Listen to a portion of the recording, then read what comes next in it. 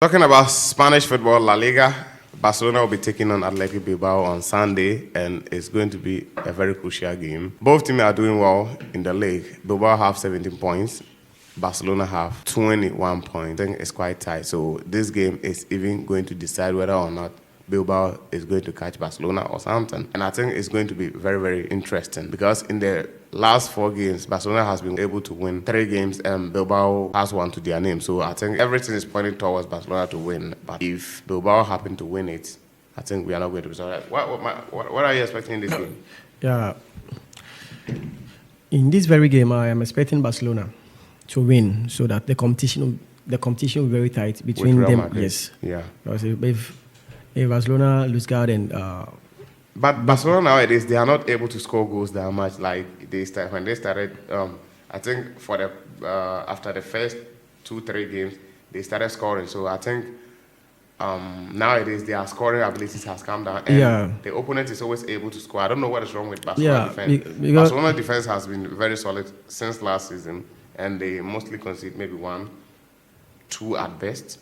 But now it's almost like almost every game they have to concede or something. So I don't know whether it's the defensive problem. Yeah, I think the problem is the midfield because the defensive solidity, where for the likes of Frank de Jong and the likes of Pedri will give it offensive line, it's no more there. These guys are no more there. So there is much pressure on the defense. No, Frank de Jong is there, but Frank de Jong is not a defensive midfielder. He can do something small, but he's not a typical defensive midfielder. I think the only defensive midfielder Barcelona is having this season is Romeo, right? Yeah, Romeo. But I don't know, sometimes Xavi happened to bench him. I don't know what the problem is. And the guy has been so fantastic this season, but I don't know.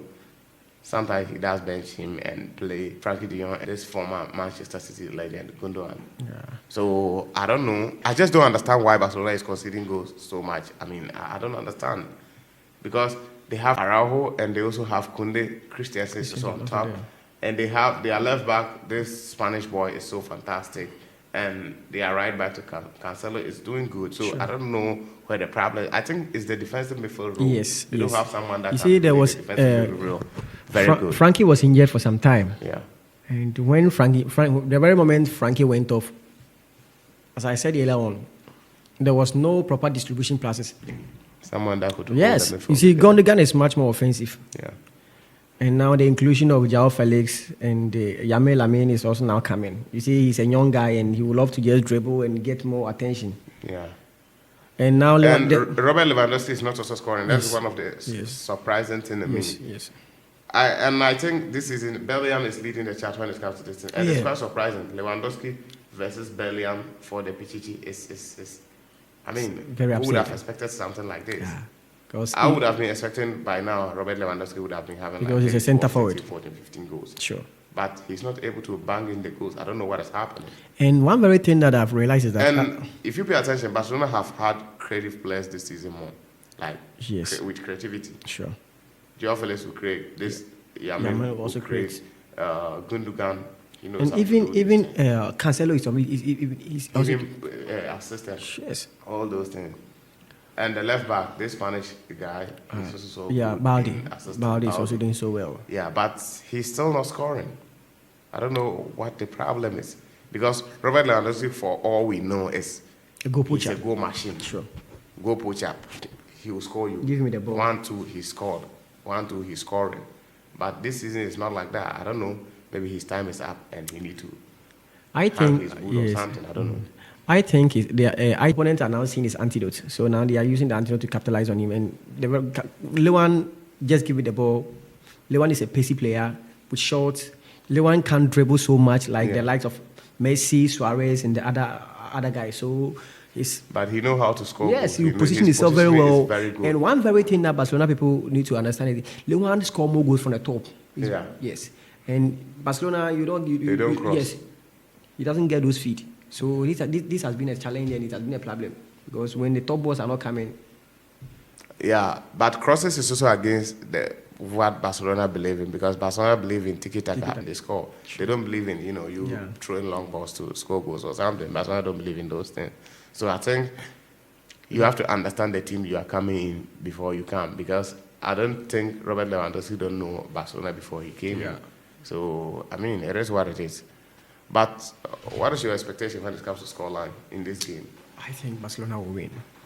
They will win. Sure. Barca will win. Barca must win. Yes.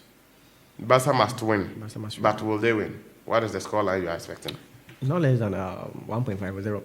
Not less than 1.5. That's 2 goals. 2 goals plus. This game is just going to be a very hard one because of the previous performance I've seen Barcelona play against smaller teams, and it's very difficult for them to win the game.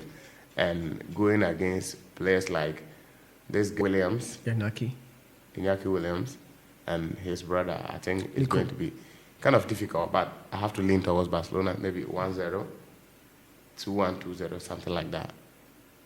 It's not going to be disappointing. If Barcelona is able to come out with 1-0, if they happen to slip again, it's a different. It's a big mess. Bear in mind, El Clasico is coming. Yeah, next weekend. If they happen to slip, it's going to go against them in El yes. Clasico. So I think they have to get their form and momentum, going into that game. So they must win this game. They surely must win this game. And I'm expecting Gavi to do his butcher week. I'm expecting Gavi to do his butchering week because Gavi, we all know, Gavi is a player. Yes, the aggressiveness will come. And João Felix, don't expect anything done to score. João will score today. It's quite true. It's quite true. Gavi is a very aggressive player. I think he's one of the players that I admire a lot when it comes to Barcelona.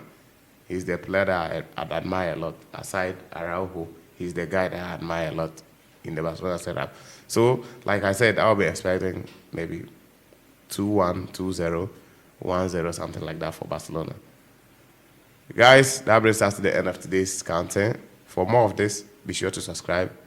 Don't forget to like the video. Just like that, we out and peace.